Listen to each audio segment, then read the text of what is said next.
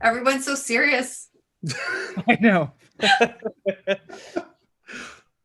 It's the 3 o'clock wait. We'll just give it a second to let people join.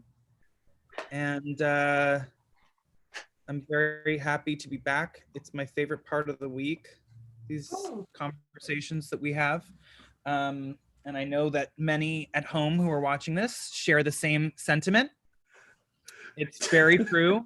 It is like just, it's great. So we are here. I'm going to start. Let me just get confirmation that we're up and running. Okay, we're good. So welcome back, everybody at home, to week 4. We're already a month into this, which is incredible. Yeah.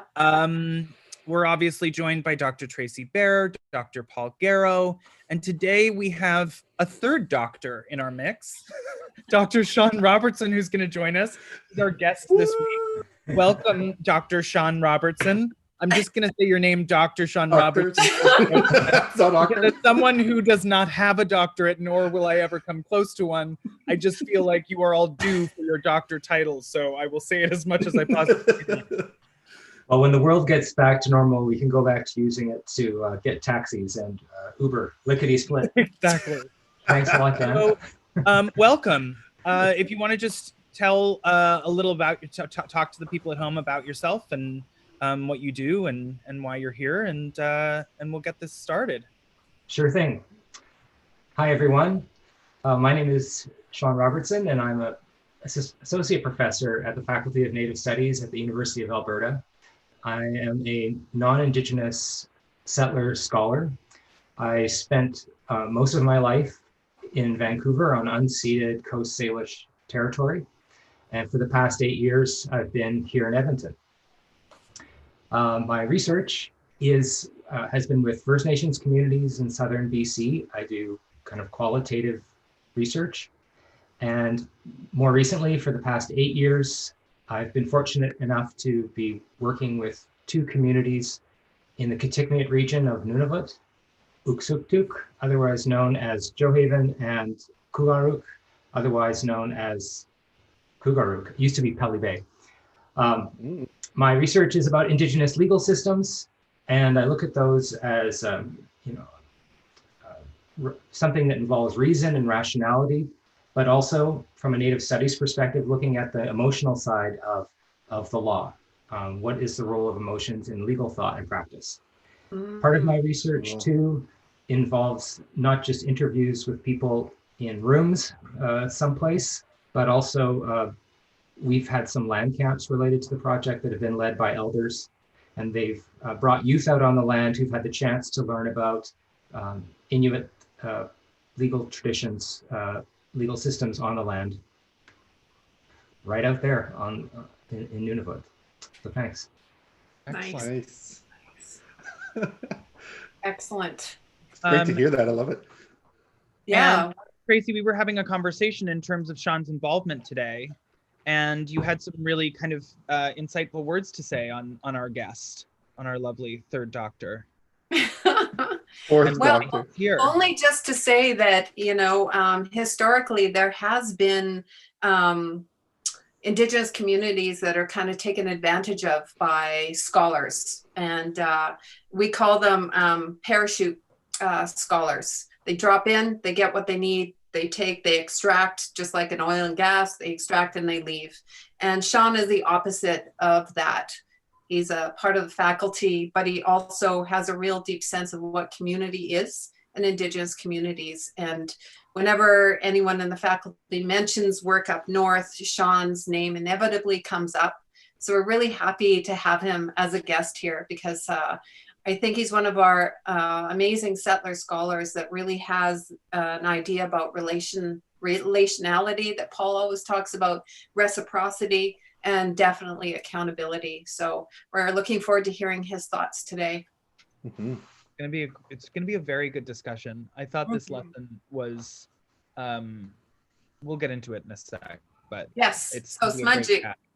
Mm-hmm. You'll have my beautiful sage from last summer.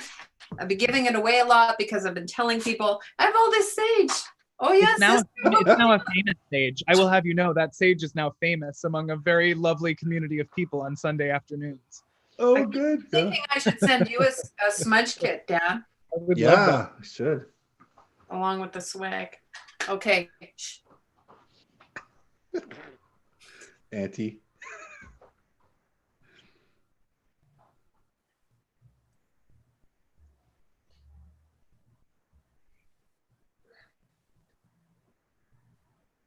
I'm going to tell you, my friends, a little bit of sage for you. So we speak well, we have a good conversation, and we talk about this all important topic about law and governance and for Indigenous people. Hi. Hi, hi. Hi. Oh, I love that smell. Hmm. Okay, Dan, how It's like are we're all you in the same doing room. this week? that. Anything bubbling up for you in this? Yeah, well, I mean, I did much better on my test this week, so that's just a personal accomplishment. But no, I mean, I think there's so many. My mind this week was so tied to the present and the past. As I was reading, I was finding myself thinking so much about today and what's happening today with the concept of policing, the idea of well, first of all, I just think the great tragedy of this lesson is that those original laws, those original principles of kind of governing a community were so, personally, were so effective. And the idea of accountability and the idea of rehabilitation and people being able to own up to their mistakes, being surrounded by community who will hold them accountable without a tremendous without the punishment side of things, was so kind of refreshing in a way, in the sense that that is just how it should be. I think my mind went to the concept of police, I think because much like the laws were imposed on the communities way back when, it does feel like we are still, in a way, in a contemporary sense, battling the idea of policing now. And the police force, having been constructed, I'm speaking about America right now, and, to an extent in Canada, to protect white people, and having that police force never really, dismantled. So what we're dealing with is a force of people who are essentially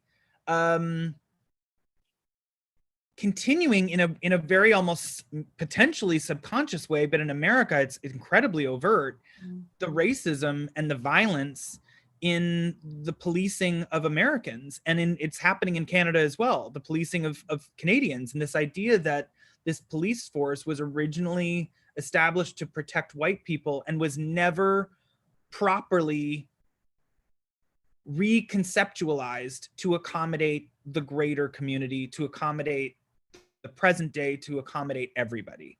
And so that was a big parallel for me, because I looked back on what I believed were incredibly profound laws that really kind of, I think, Shawn, you were mentioning this just in what you were saying before, had an emotional impact on people and not just a legal impact, that there was conversations that were being had on an emotional level in terms of repairing damage that would be caused from someone who did wrong. And now I feel like we're now seeing sort of just how destructive the other side of that legal system is, the imposed legal system that sort of came and took over these communities, because now we're seeing punishment as murder of unarmed people. Now we're seeing punishment of people who potentially have mental illness that are not able to be rehabilitated properly because they are seen as a certain way. And I think that for me, these conversations that have bubbled up today about how police might not be the right person to send into a particular crime scene. If you're dealing with mental illness, it might have to be someone who is working in mental illness, who can better facilitate those kinds of crises, or social workers, or people who work in psychology. Just the concept of approaching things from a slightly more emotional standpoint, going back to those original laws, that was sort of a big full circle connective web that I was sort of trying to detangle in my head, because it really does feel like now more than ever, we're feeling the consequences of this settler legal system. So that was sort of a big takeaway for me this week. That's fantastic. And that's sort of a really great segue into saying, like, why study this history? Why study, new rules, new games? And so then we'll ask Shawn, why should we study this type of history, Shawn? Well, it seems you all are already there. You're interrogating the law from what we would call a Native studies perspective. So, when people grow up, we're all given this idea that the law is fair and a neutral thing in our society. Yeah. And there's a scholar I always tell my students about, Najer Nafin from Australia, and she talks about this thing called the official version of law. And that's exactly that the law is fair and impartial. It treats everyone the same, so therefore it's always pushing towards justice.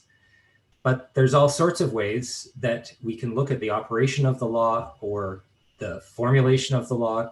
I mean, Dan was just talking about how policing is, how it is actually enacted and how it can kind of reinforce marginalizations of racialized communities. Another aspect of the law that you've looked at recently is the Indian Act. I mean, what part of justice and equality is in the Indian Act? It directly targets a group of people. So from a Native studies perspective, there's all sorts of ways that you can think about how to unsettle the assumptions behind the official version of law. And just to add to that point, I think so many people don't know or don't question where the law came from. Mm-hmm. They don't question it because it just exists. So it wasn't until, you're able to contextualize current laws by looking at the Indian Act and saying, okay, there was a huge chunk of time in our country where the government was actively trying to reduce the size of the Indigenous communities and essentially eliminate those communities.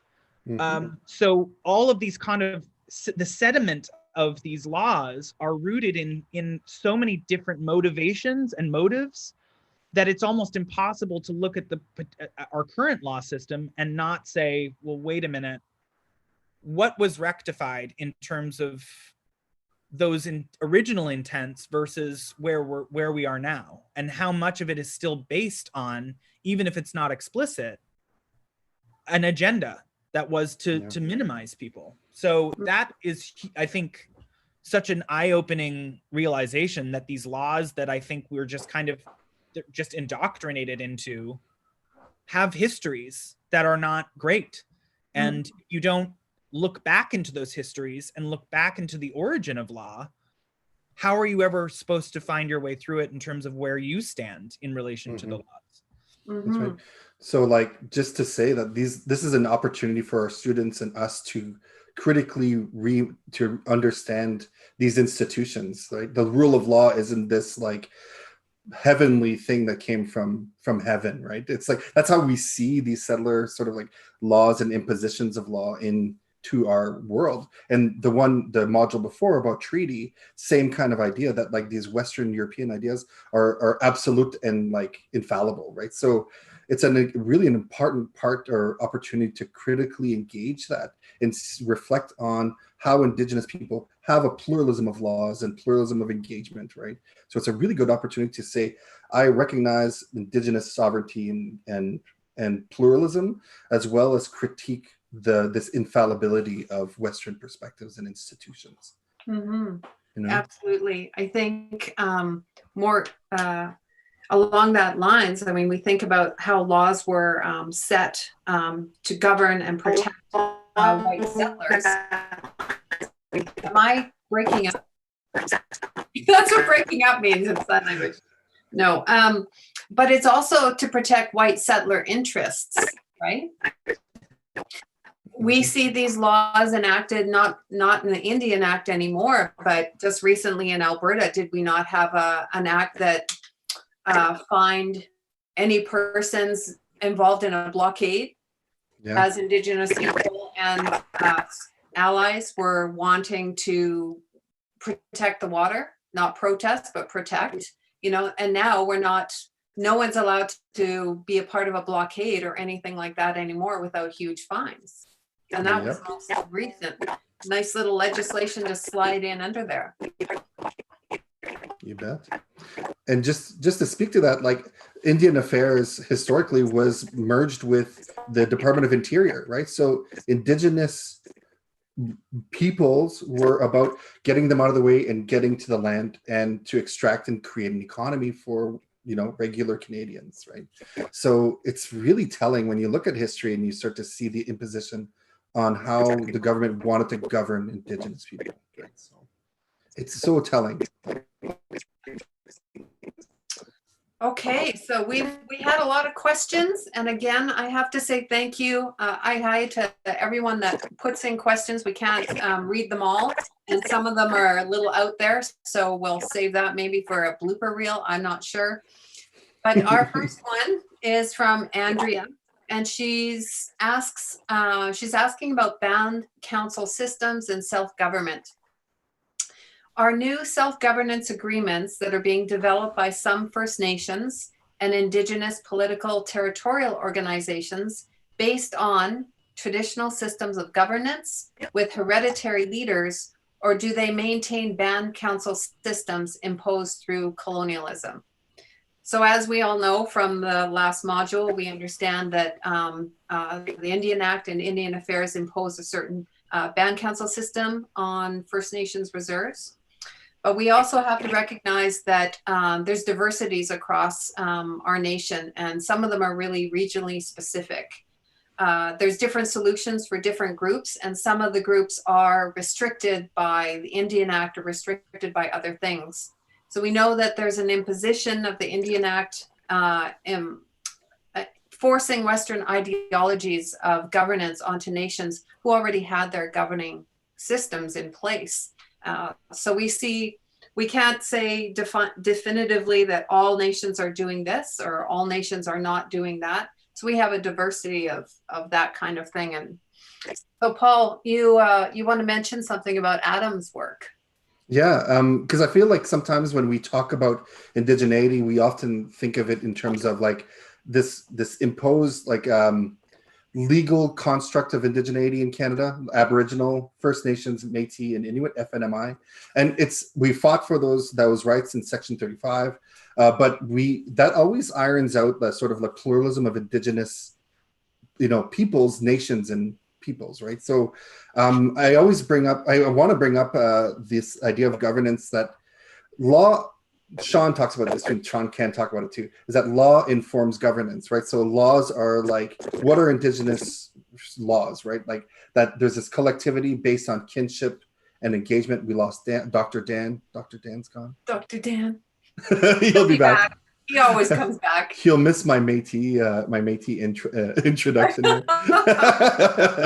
Always. But like, so these collectivities, right? They're really important to how Indigenous people, you know, engage with people. Oh, he's back. He's probably on his phone. I had some technical difficulties. I'm so sorry, but I was listening. I just couldn't speak. Okay, good. So the long and the short of it is that collectivity is a super important aspect to how law and to Indigenous law and Indigenous engagement in nations and between peoples, or human and more than human, right? And we can read a lot about this. It's really excellent. There's one book here that I want to mention by Rob Innes, who's a professor at the University of Saskatchewan.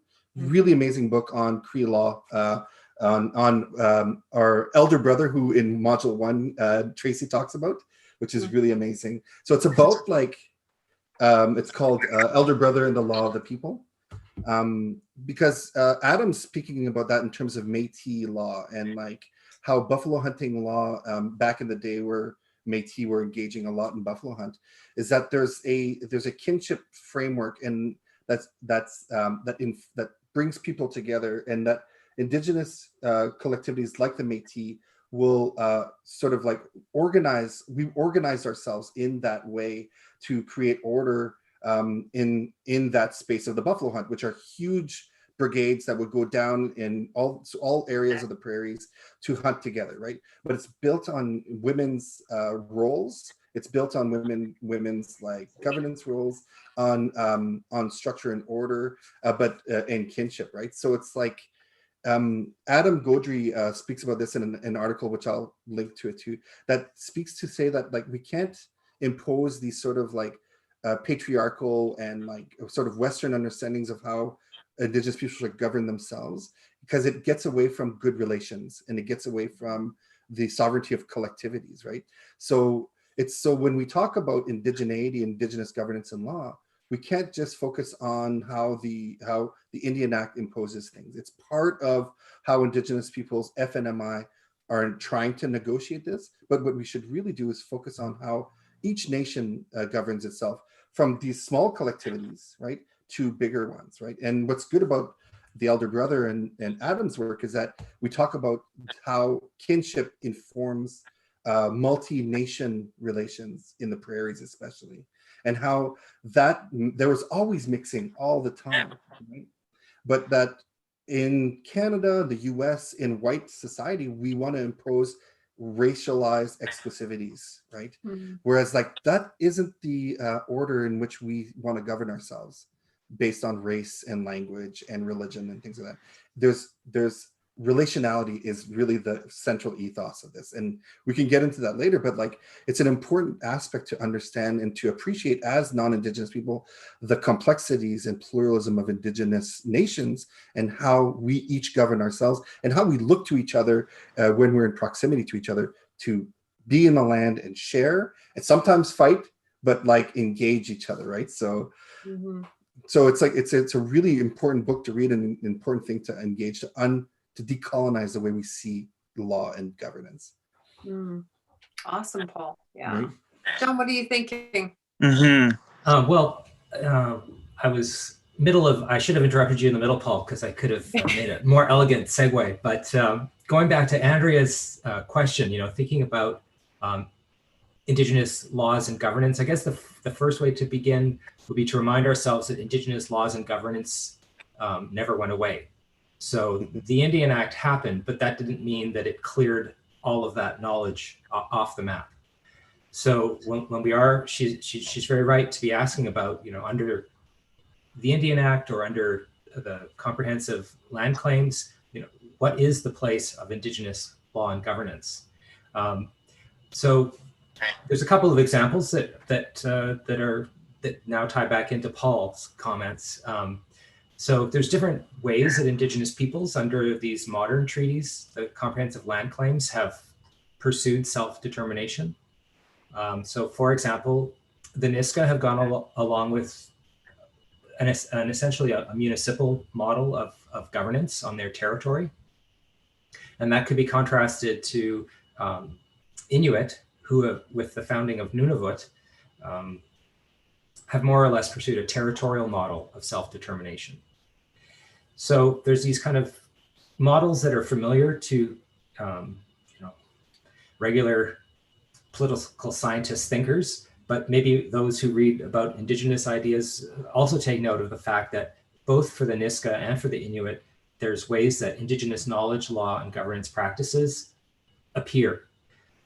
So both the Niska and the Inuit have elders' councils that provide advice about the inclusion of either Niska or Inuit values and thinking and law into the governance practice. Nunavut also has wildlife management boards, and that's another way that Inuit knowledge makes itself felt in decision-making. Mm-hmm.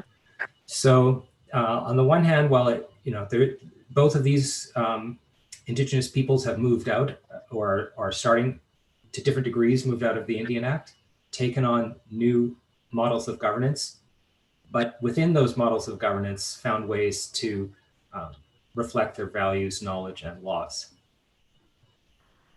Mm-hmm. Nicely put. Yeah. So Andrea, you can see that Shawn just gives us a few examples about how various nations are going through this and redeveloping and self-defining for themselves what their governance systems should be. But we also have to recognize the struggle of that throughout the years in order to be able to do that for them. It's not an easy step. Yeah, I was just gonna say, it feels like such an uphill battle, considering so much was against, there was so much energy put into kind of minimizing that yeah. It's there's just, it's remarkable how, and for shameful, honestly, in terms of how active the government of this country was, even in this, it was the 1950s, it was still happening. It's shocking. Mm. And that is I think that's a big takeaway for a lot of people who weren't aware of this, and just how much people had to work to overcome that. And then also talking about the chunks in which storytelling was not legal. Correct me if I'm wrong. There were generation gaps in terms of the storytelling because people didn't get together to share those stories. So it was such an active, horrible thing that was happening, that the fact that it's been able to push of these communities. Yeah. Mm-hmm. I just want to footnote one thing. Yeah. Mm-hmm. This conversation was about, so moving away from the Indian Act, but of course, Inuit were not covered under the Indian Act. Mm-hmm. We just framed it that way because of Andrea's question. Mm. Yeah, thanks for that. There's a follow-up question that we thought was important to address from Andrea.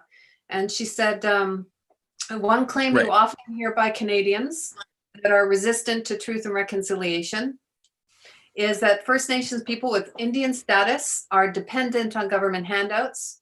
Status Indians and band councils receive monies and payments administered by INAC. And my understanding is that these come from a trust. What is this trust? And is it a historical trust from the sale of Indigenous lands and resources? Does the government of Canada continue to control these funds rather than allow Indigenous communities to exercise self-determination, and how these resources should be used? Sorry for the long questions. Mm-hmm. No John, you had something good to say about that. Yeah, I was just going to say that, taking a broad view, Canada has historic obligations to the well-being of Indigenous peoples, and this is, part of government's what the government follows: treaties, legislation, as well as the Constitution. Approaching this question, I think it's important to think again about context and why some Indigenous communities, not all, are in a position where they are economically dependent on the government. And this can be, quite often it comes down to economic reasons. So being placed on poor agricultural land, or with the fur trade ending, these are things that created hardship. And there's been real challenge in terms of getting these communities integrated into the larger economy, especially when many cases First Nations are located far from urban centers where power and money is held. They're in peripheral rural spaces, and whether you're First Nations or not, usually those rural spaces in the type of economy we have are not the ones who best capitalize on the type of economy we have. So both because of kind of the way the fur trade might have ending and impacting certain groups, being placed on poor and distant rural land. These are all ways that Indigenous peoples have been kind of economically and politically marginalized. So just my response to Andrea is then just to kind of talk about putting the question in context first. Yeah. Yeah. Yeah, absolutely. And I think it's a great question, and it's not exactly entirely related to the module, but we wanted to address this because I think I hear this a lot, and it's based on stereotypes. Just like we talked about last week in the treaties, you know, often most Canadians see these optics of funds actually just being handouts. You know, she used the word handout or given to Indigenous people. And so we combined two questions, and I have a story for you. So Marla Taviano asks how I got into this educational role and that I have now. And so my story speaks to this idea of handouts.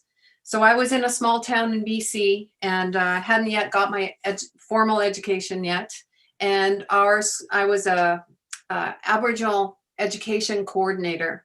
So what happened is our school districts amalgamated from 3 into 1. And then all of a sudden we had a reserve within our school district. So this where my role comes in. So they decided they'd hire an Aboriginal, that was the name, Aboriginal education coordinator. I applied for the job, and because I probably had braids and a bit of a brain in my head, I was hired. Didn't have any formal education. So I was hired, and so my job was to help Indigenous students, those that self-identified. So I would take them out and I would do different things with them, and we talk about history, and we do beading and all sorts of kinds of things.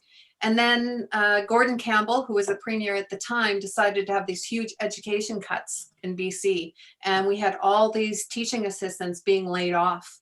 And so all of a sudden our school was in this, you know, this dearth of these extra helpers. I still had my position. So what they did was amalgamate me. And so I would have my Indigenous students, and then I'd have 10 or 12, like 2 Indigenous students, and then 10 or 12, 15 non-Indigenous students come, and I would have to sort of take over as a TA. So this wasn't my job description. And then you would see in the newspapers, 45 million given to Indigenous education. And I'm like, wait a minute, like if that's happening to me, I've got 15 students, 2 of them are Indigenous, and all my salary is being paid from this 45 million. The optics of that and the Canadian public reading, well, Indigenous education, they're getting all of this money. But what's happening on the down low is I was just making up for the loss of TAs. So of course I complained to admin, they had their hands tied, and complained to the school board. And eventually that's what drove me into getting a formal education. Went to the U of A after that saying, all right, you need letters behind my name. I'll get all the letters behind my name. And I'll come back and raise some hell. But I didn't go back. So I'm raising hell in Alberta. But, you know, that's how I got into it. It was anger. It was rage and frustration that I could see the Canadian public seeing all this money going to Indigenous education when it wasn't. Nice. Question everything. Question everything. Well, I think yeah. Particular political leader right now to question literally everything because nothing is as it seems. On a side note, I would have loved for you to have been my teacher. Oh, me too. Me too, Tracy. I can't imagine now. It's true. It's true. A+ for Dr. Dan. Yeah, we're all teachers. We're all learners. I don't want to go into. So, if we want to talk about optics as well, you know, we see. You think about federal transfers just in the realm of education. So Cindy Blackstock's work with Jordan's principle, you know, and one of her many criticisms was that First Nations schools on reserve get less money per student than compared to schools off reserve. So if you're an Indigenous person, you live close to a reserve, or you're on reserve, your child is going to get 30% less, according to 2016 stats, 30% less than any other student that's off reserve. So she fought and continues to fight for this equity and the disparity of on reserve and off reserve schools. So the optics there, you know, people are thinking, well, we're handing this out, but really children off reserve are getting a much bigger handout, if you want to use that term, than other children on reserve. And the way that the Canadian state responds to Cindy Blackstock's like constant, you know, work about this is to put her on a blacklist, you know, like some sort of like, you know, agent against the state or something. So it shows the systemic issues at play when it comes to federal fiduciary duty to Indigenous peoples, First Nations, now Métis and Inuit peoples, right? So it's incredible. Cindy's a real hero, for the lack of a better word, right? So warrior woman. She's a warrior woman, a badass with a big brain. That woman. That's right. It just doesn't make any sense. No. It simply doesn't make any sense. If you think about if the Canadian government invested as much time and energy and money into blocking Indigenous people from becoming a real part of Canadian society, and they spent that energy uplifting or, you know, working with us, imagine what kind of society we'd have. There's my Pollyanna, my little creep Pollyanna. No, it's you're speaking hard, necessary truths today, and it's absolutely true. And also, since we're talking about numbers, I mean, demographics of First Nations, Métis, and Inuit communities, they are almost the inverse of the non-Indigenous community in terms of age, right? So it's a very young population for First Nations, Métis, and Inuit. And that young population will benefit the society best if it's educated and can carry on. While in the outside of First Nations community, everybody is getting old, and they need to pass the torch. Absolutely. Yeah. And that's a good point. Yeah. Absolutely. Okay. Cyrus says, hello from Tongva land. I've been thoughtful on the importance of relationships in Indigenous people's worldview. I'm curious about how relationships between Indigenous nations changed as they were forced to change to more agricultural settled economies on reserved lands. In other words, for nations that had treaties or trade relations previous to settlers, how did their relationships change? Were there means of communications or ways they maintained relationships with each other in spite of the limits of the Indian Act and treaties placed on them? For example, Coast Salish people still holding potlatches in secret. What do you think, Paul? Well, the Indian Act is a super coercive piece of legislation that always had to do with clearing the plains, clearing all this land, this empty virgin land, so that there could be some exploitation of resources and an economic buildup, right? So it's like there's a really clear, you know, ontology there, right, of the nation state. So this beginning point. So I think the first time I took like anthropology class way back in 2002, that was the thing that blew me away. It's just like Indigenous people and farming, like, can they farm? And I'm like, what are they talking about? Like, Haudenosaunee have been farming since freaking time immemorial, right? Like, and people in the plains, like there were farming relations with hunting peoples, right? There's all these inter-nation relations that go on where they come together, party it up, trade some stuff, and then off they go, right? It's like, it shows that there's this really one-sided understanding of economy and capacity of Indigenous people. So farming is not the issue. Really, it's about the imposition of state-sanctioned law, right? So the peasant farm policy comes up, and Matt talked about this last class, but he's not here to talk about it today. So I would suggest read Sarah Carter's Lost Harvest, which is a 2019 second edition. She's a professor from the University of Alberta, linked to the Faculty of Native Studies, wrote an exquisite piece of history of looking at the state policies that are impeding Indigenous peoples act effectively in terms of like, so in Treaty 4 near Regina, there were nations there. No problem, we'll take up farming. We want to, like, it's built into the treaties. Like, we'll totally do this. Like, things are not working out this way. We will adapt. It will adapt together. And they were like, no, you guys are way too effective. You are undermining a lot of the white farmers, economic capacity and market value. So we'll make an impediment to your thing, basing it on evolutionary racist understandings that you can't jump from hunter to industrial farmer. You have to become a middle-aged, some sort of Stone Age farmer. So we'll give you crappy tools and crappy things, figure it out. And then, so it's like the basis of this sort of racialized impediment to Indigenous capacity. So it's like, it's when you start getting into the history of it and to the details of it, it's really unreal. Like that this happened just 100 years ago, like not even, that this secular policy against Indigenous capacity to then people just, what do? You just have to give up, or that you have to churn and do something else.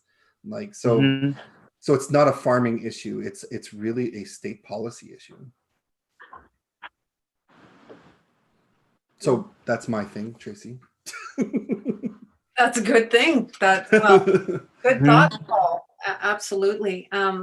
So we also have to think about, and we constantly bring in the Indian Act, and maybe people are like, oh my God, the Indian Act, but it is the most amended piece of legislation in Canadian history. Yeah, and the reason it was so amended is because they kept having to change the rules. Hence the name of this week 4, new rules, new game.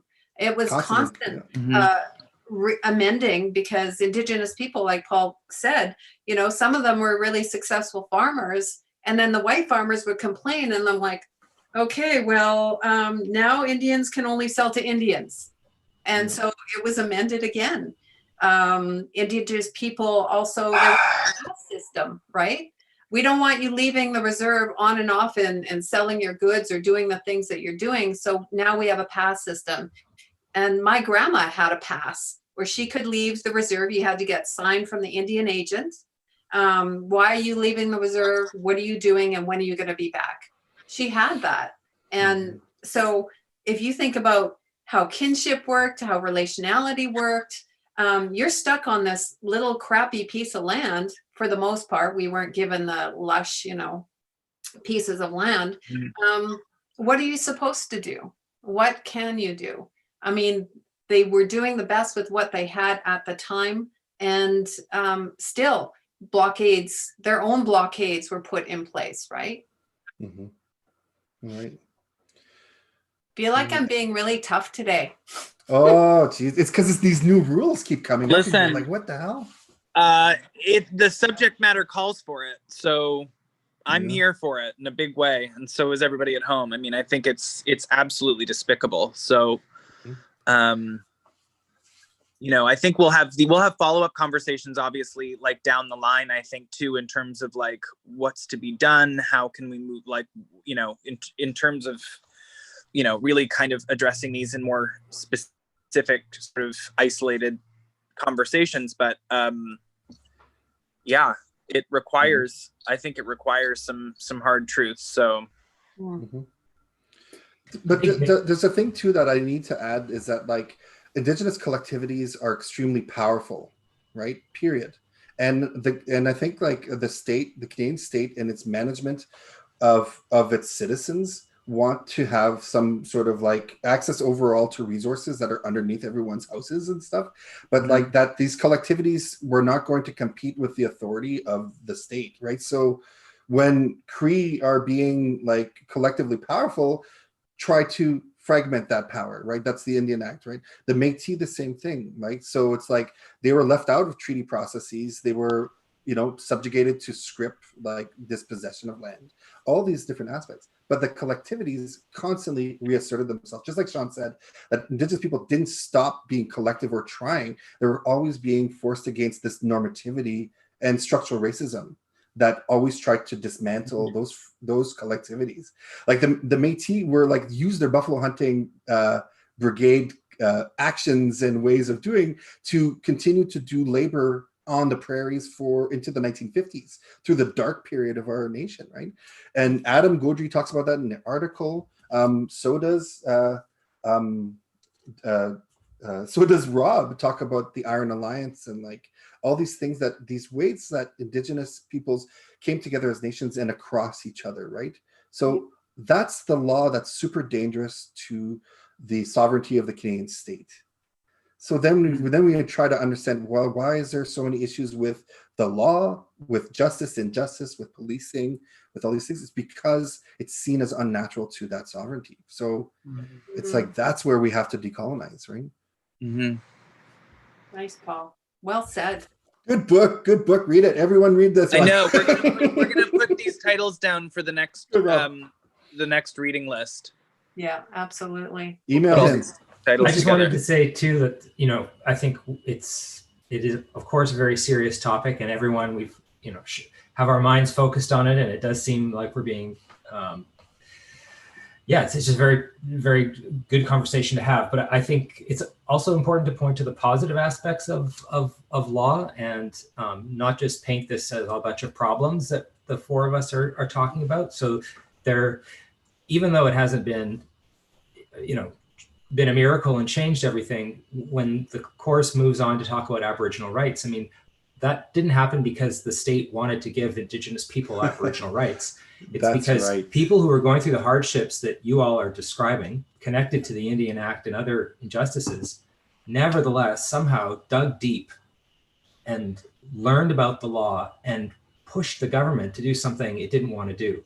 Very good. Again, I'm not trying to make it seem like everything's perfect, but just as a group, the four of us, we know in the back of our minds there are a lot of problems, but there's also positive things to look forward to in the history and contemporary political and cultural struggles of Indigenous peoples. Right on. Absolutely. Like Indigenous people fight hard in courts. Like that's the next module, right? Like, or module later. So yeah. Yeah, absolutely. Good reminder, Shawn, and of course, Paul. That's amazing. We have a question from Manitoulin Island in Ontario. And I'm not going to read it all out, but basically I'm going to sum it up. She's she calls herself she's non-Indigenous. She works with lots of Indigenous people. She's trying to create opportunities through an organization, and she's having difficulty including Indigenous culture into this non-Indigenous environment. She's finding it difficult to work sometimes with Indigenous people, that sometimes she's being deemed invasive to Native culture, wants to know how to work forward. And so I think this settler ally person wants to know, why does it have to be so difficult? Why do Indigenous people, why is there tension between these Indigenous people and herself? Why can't we all just sort of get along? She feels like she's walking on eggshells when we're trying to work together. So I thought I could answer this question, but I might come off as a little salty. A little salty. And it comes to me in many forms from many non-Indigenous people. How do I work with your people? All I feel is tension. I'm trying my best. Give me some advice. So we talked about this, and I thought, Shawn, you know, as a non-Indigenous settler scholar who works really well with Indigenous communities, this might be a good question for you to respond to.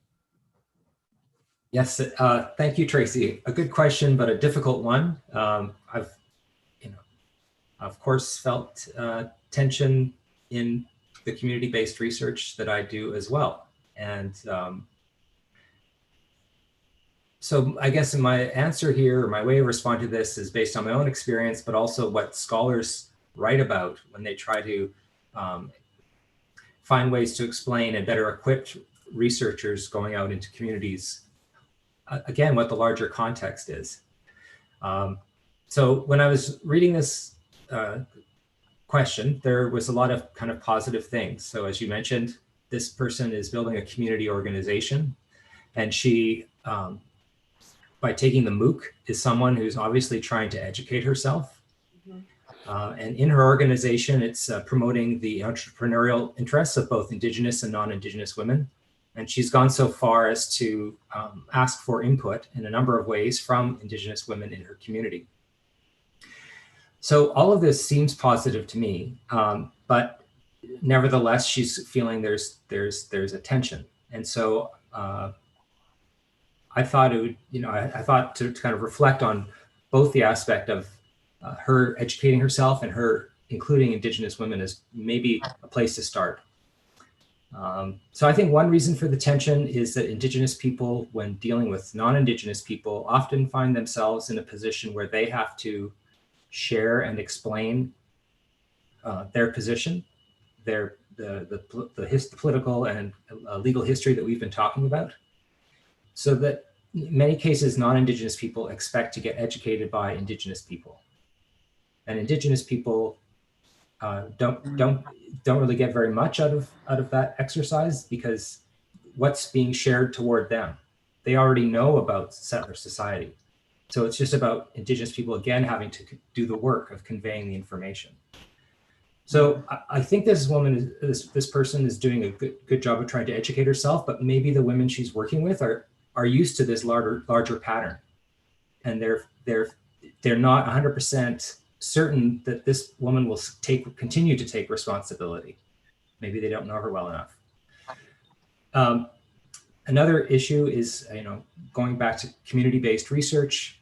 The long tradition in the social sciences was that the researcher was kind of the boss who, objectively viewed a population of people and conducted research on them. The power was all vested in the researcher.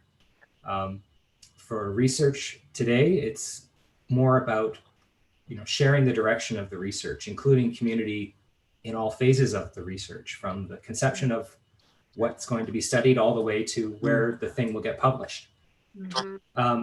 So here again, I think it's good that this person is sharing power to the extent that they are asking for input.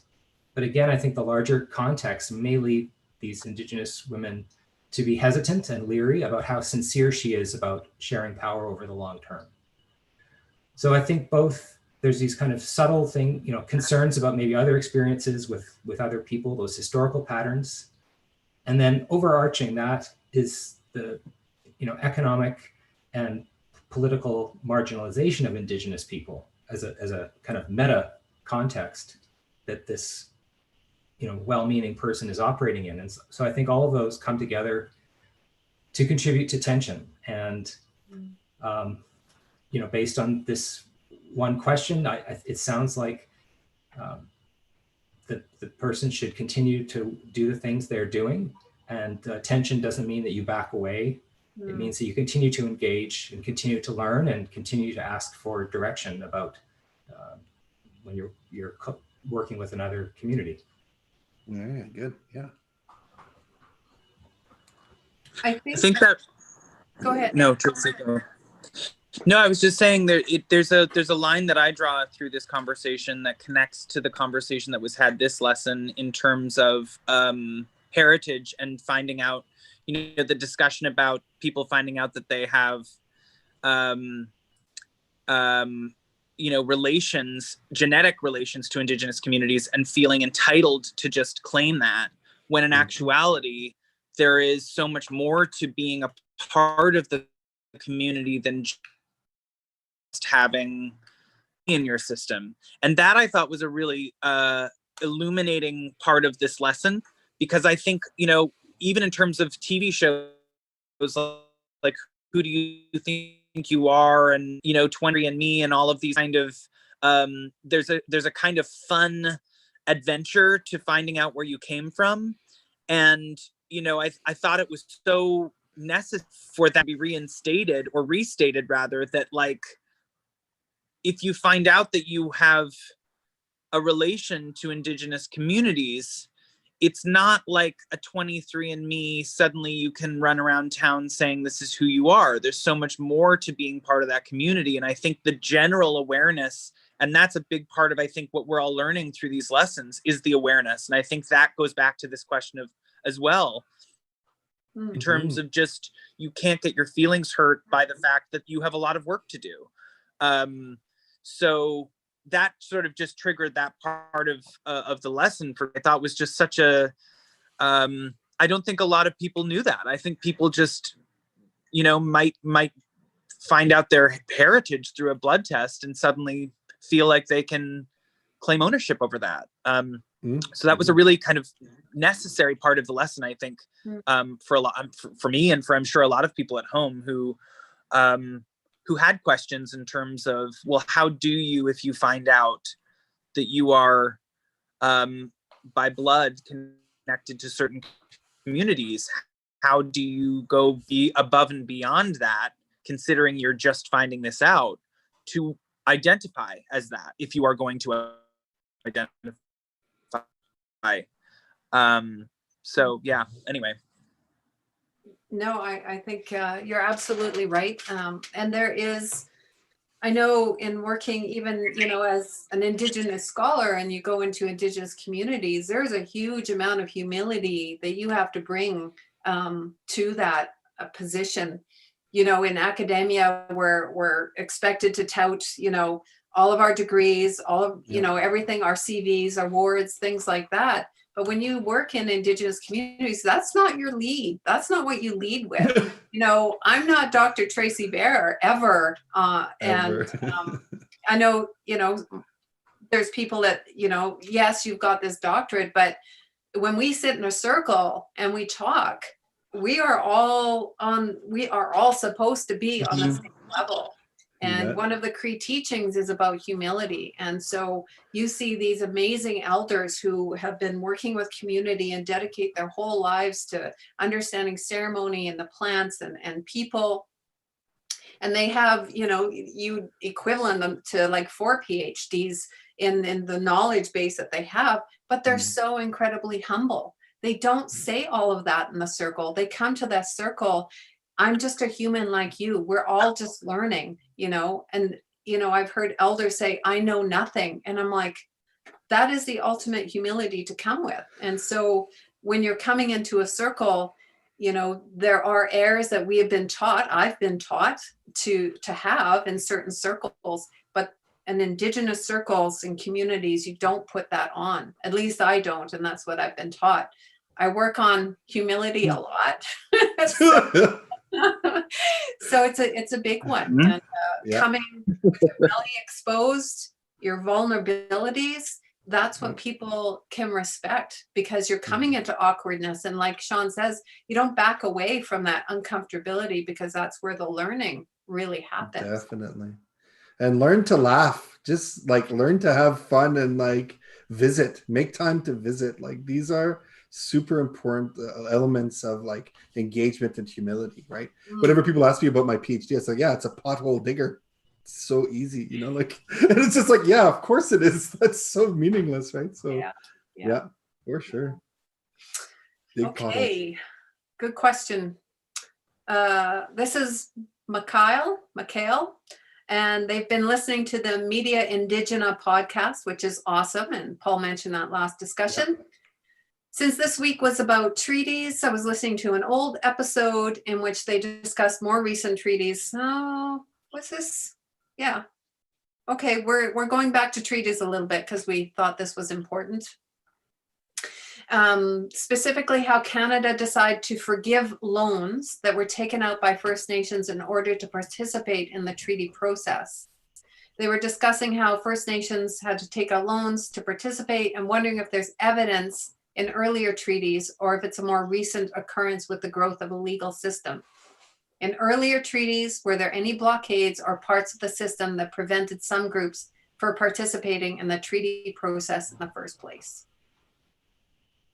Shawn, I believe you had something to say about that. Yes. So when reviewing this question, I kind of took it from the perspective of, were there other tactics that the government used to undermine the formulation and the agreement around treaty? And there were in the past. I mean, probably the most famous example near here in southern Alberta and on the border with Saskatchewan was when Big Bear, Poundmaker, and Sweetgrass at the end of the 19th century were operating under the understanding that First Nations were allowed to decide for themselves and tell the government what land they wanted. And so these chiefs came together and in fact wanted quite a large contiguous piece of land between connecting their communities.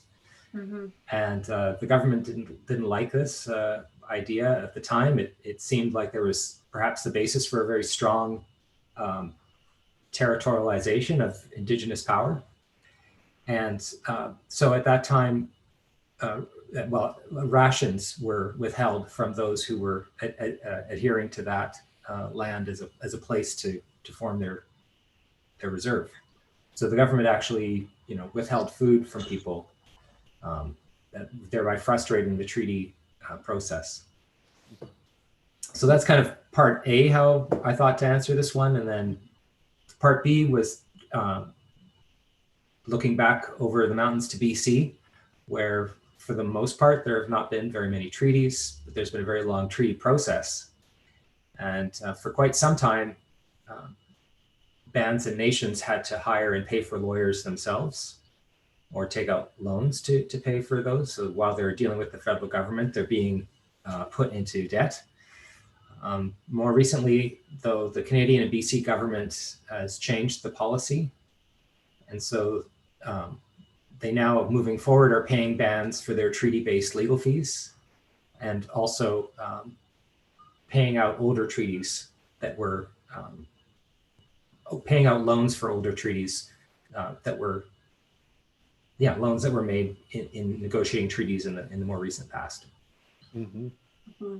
Yeah, Mm-hmm. Just to add a detail to this, like it's from Media Indigena episode 154 from March 24th, 2019. And Candace Collison goes into an incredibly detailed explanation of this treaty making process, modern treaty making process in BC. It is excellent. Mm-hmm. So. Mikhail also talks a little bit about, and I want to wrap up, and I also want to give a shout out to a documentary that we're going to talk about in just a little bit. But as a segue leading into that, Mikhail also said, it seems that the Royal Proclamation of 1763 was to benefit Indigenous people at first by defining how the British could go about purchasing land from Indigenous groups. So similar, it seems beneficial to Indigenous people when it first began, but there's a pattern of European nations to work with Indigenous groups at first, more as equal partners, before taking over, ignoring their sovereignty and rights when they get in the way of the desires of European countries. Is this primarily due to a more mercantile capitalist mindset from European countries, seeking to expand, gain power and wealth and material goods, which is in contrast to the worldview of Indigenous groups? So Paul, you have a really good segue into leading to this film that we want to talk about. Maybe. In all humility, I don't know anything about this. But I do want to say that it's so funny. We're such jack of all trades in this field. I'm not a legal scholar for sure, but like the Royal Proclamation is an important part of our history and an important part of our continued Indigenous resistance to settler colonialism, right? It's so funny because it was, and this is what's important about how to grasp this really difficult sometimes understanding. And it goes back to what Shawn was saying in terms of like Indigenous people are constantly engaging. They're never, though it's like actively marginalized or, racialized, there's always a constant like collective engagement, right? So that is our through line. So the Royal Proclamation was at a time of great alliance between crowns, the British Crown in this case, and their allies, right? So it was this idea of like the British idea of we will protect the interests of our allies by having, setting some land aside, crown land for Indigenous people. But it's so funny how we always perceive that as being from a British perspective and never seeing it as a sovereign nationhood perspective. So from an Indigenous political perspective, it's constantly, we should always affirm nation to nation engagement for everyone, right? But so it's funny how this is the again, the ontology of our misunderstanding between the crown and nations, right? That the crown has its own ideas and its own needs and its own sovereignty, and Indigenous nations also. And there's this constant like misunderstanding, right? But from that piece of like original law or whatever, I don't know the right term, but comes like our Section 35, like Aboriginal legal categories and access to hunt, right? So it's like hunting is a right, right? And the hunting on crown land is a right. And it just like it hurts my heart a bit. And this leads to what Tracy will talk about later, is that in Alberta, there was just recently in northern Alberta and near St. Paul, Alberta, 2 Métis men were murdered. Métis man Jacob Sampson and Maurice Cardinal in a time of COVID for whatever circumstances that happened. The case is still in play, but the way that the Indigenous community or the Métis are reading it is that it's for exercising their hunting rights on crown land. And there are all these details that come up, but from the way we see it is that it's hurtful to our communities, because it's the way that settler Canadians are always seen as protecting the interests of the state and protecting the interests of the sovereignty of the state. So hunting is poaching on crown land, so that Indigenous people who are providing on a legal basis of reciprocity and sharing with community, which these 2 Métis men were doing, they're doing service to their community. They're seen as like outlaws, right? Seen with suspicion. And it's like that kind of protectionism that is playing into and is representative of a structural racism in this country, right? And it's really important, because indigeneity itself is constantly having to negotiate the sort of like definition, self-definition, self-determination, and its relationship with settler colonialism. And these are instances where that happens, where people are getting murdered, and that isn't right. So this is why I want to affirm that, and being that like we have to support those families and see the cracks in where settlers white supremacy comes in, right, Dan? Like we talked about this before, and to really call it out and to resist all the time, and to resist also the colonization in our own bodies, right? So yeah. So excellent, Paul. Tracy. Thank you. Yeah, and so want to introduce a movie that's coming out that you can watch today on APTN called We Will Stand Up, nîpawistamâsowin. And this was sensitively directed by one of our colleagues, Dr. Tasha Hubbard. And she's actually going to be with us on November 8th, Living Tradition. So that's going to be great. She created this film because on August 9th in 2016, a young Cree man named Colton Boushie died from a gunshot to the back of his head after entering Gerald Stanley's rural property with his friends. The jury's subsequent acquittal of Stanley captured international attention, raising questions about racism embedded in Canada's legal system and propelling Colton's family to national and international stages in their pursuit of justice. So We Will Stand Up weaves a profound narrative encompassing the filmmaker's own adoption, the stark history of colonialism on the prairies, and a vision of the future where Indigenous children can safely live on their homelands. It's 52 minutes, and I think we're going to be able to show the trailer. If it doesn't work, you can find the trailer on our Instagram. There's a link. So, Catherine, are we able to do that?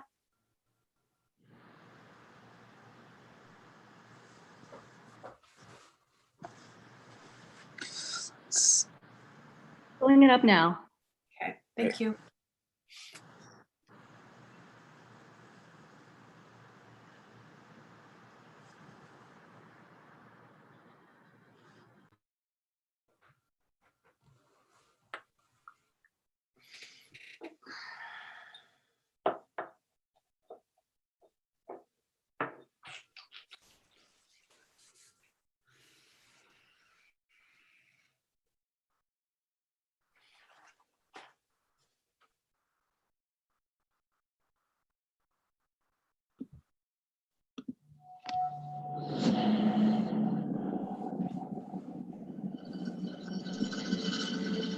When my brother was shot on August 9th, I was dancing at a powwow, and my cousin comes up to me before I danced with tears in her eyes, and she said that Coco had died.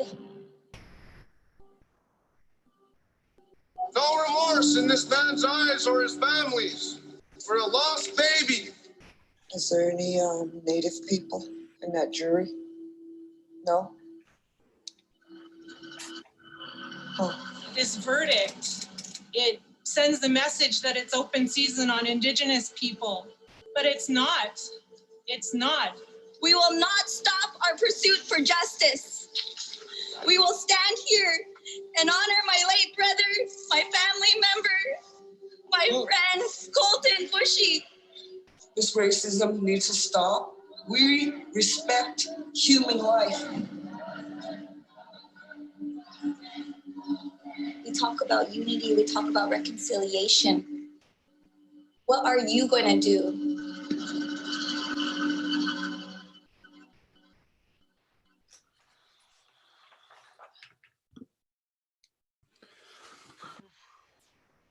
So here, again, we will stand up, directed by Dr. Tasha Hubbard from the Faculty of Native Studies on APTN tonight. First time it's being aired that anyone can watch it. Really powerful documentary and a incredible, respectful honoring of what had happened to this family, and not only the loss of their brother, but also the intense racism that many Indigenous people felt after this happened. To be attacked, students of mine being attacked verbally after Gerald Stanley was acquitted, really sent a shock, I think, to many of our systems.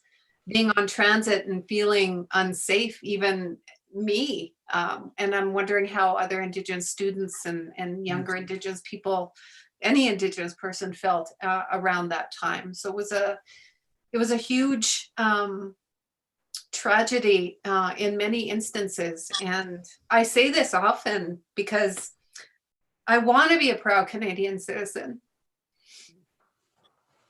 I want to celebrate, but I feel betrayed often by Canadian society and their reactions to these types of things. I have some more sage burning, so I feel better, but yeah, so it's a really powerful documentary. I would encourage all of you to watch it, and yeah, take over for a minute, Paul. Thank you, Tracy. What do you think, Dan? What's your thoughts here at the end? What are your feelings?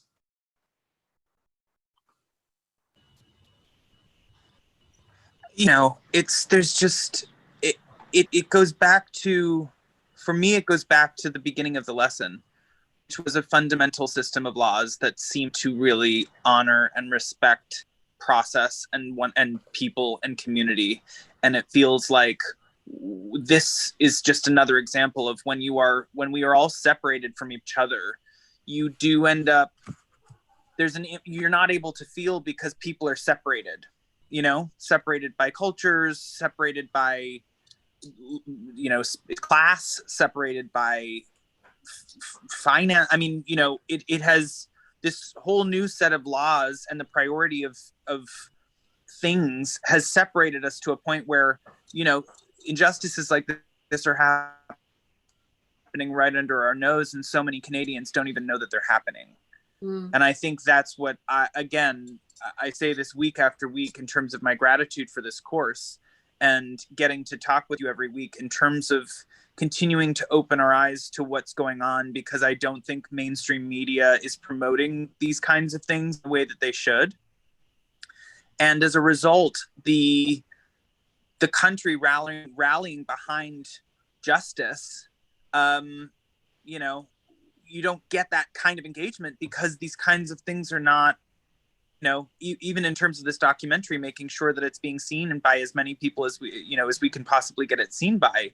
That's what changes. It's obviously far too late, but it's part of the process of affecting change and dismantling people's belief systems and forcing us all to be more active and take more of a responsibility. Because, you know, I think to what you were saying, Tracy, in terms of Canada, Canadians take a tremendous amount of pride in themselves and what they stand for and what Canada stands for. And I do think that, you know, there is a lot to learn and there's a lot to repair as Canadians and as settler Canadians. And that's, you know, all we can do is to re-educate so that we can fight, I think, for all of this. Mm-hmm. And that's just, you know, that's kind of a takeaway from this documentary that I will absolutely be watching. You know, thank you for sharing it. Yeah. Mm-hmm. I want to thank our amazing guest, Dr. Shawn Robertson, for coming on today and tackling some hard questions, very complex questions too. So that was wonderful. Paul, you were on fire today, so thanks. And Dan, good job on improving your test skills, and thanks for being with us. It's amazing. Listen, it is what it is, but it's, you know, again, I will say it 1,000 times. I'm so grateful for these discussions. And I know that I'm speaking, even though I don't have a right to, I'm speaking on behalf of a lot of people watching today. So thank you all so much for this. Again, there's links to donate. I'll share them again today. And we'll put together a reading list, and I can't wait to watch this documentary. I think it's, I mean, just from the trailer, it's looks incredible. So thank you again for another wonderful week. And we'll all reconnect next week. And do we have a taste of what we'll be discussing next week? Little taste. Yes, we have another amazing guest, another faculty member, Tanya Harnett. Good. Lesson 5, Killing the Indian and the Child. I know the title's a little provocative, but it was a clear quote taken from who was it, Shawn? Killing the Indian and the Child. Some high up-ranking some muckety muck at that time. But again, remember, we're talking from an Indigenous perspective as well to start, and that we talk about how our knowledge systems were intergenerational, how the knowledge was passed on before we talk about residential schools, which is really important to hear. So next time, Killing the Indian and the Child, Tanya Harnett, and we'll see everyone then. Thanks for having me on your show. Thanks again, everybody.